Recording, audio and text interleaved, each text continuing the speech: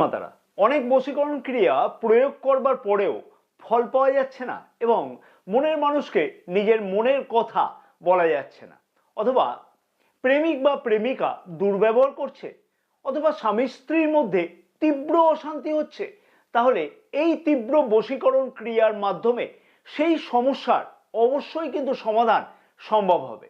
তার জন্য কি করতে হবে?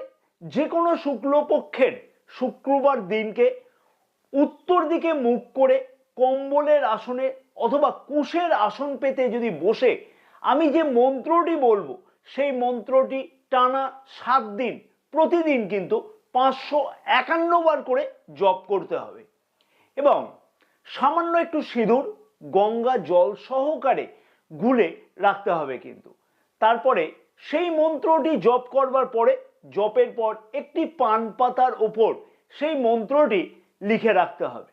হ্যাঁ, বেল ডাল দিয়ে লিখতে হবে সেই মন্ত্রটি, অর্থাৎ বেল ডালের কলম তৈরি করে সেই মন্ত্রটি লিখতে হবে।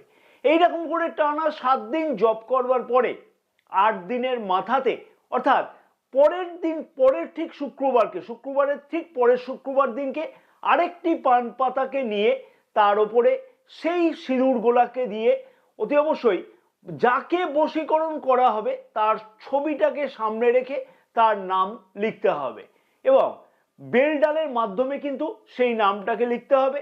তারপর সেই পান পাতাটিকে নিজের মাথার ওপরে 21 বার ঘুরিয়ে দিয়ে প্রবহমান জলে ফেলে দিয়ে আসতে হবে।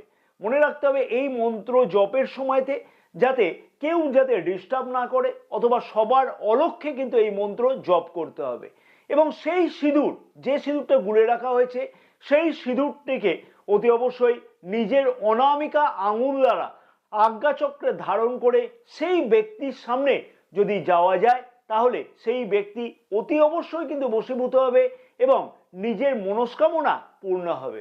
বশীকরণের যে মন্ত্রটি প্রতিদিন 551 বার করে জপ করতে হবে সেই বিশেষ মন্ত্রটি হলো ওম ক্লিং কৃষ্ণায় নমঃ। জয় মাতারা, সকলে ভালো থাকো।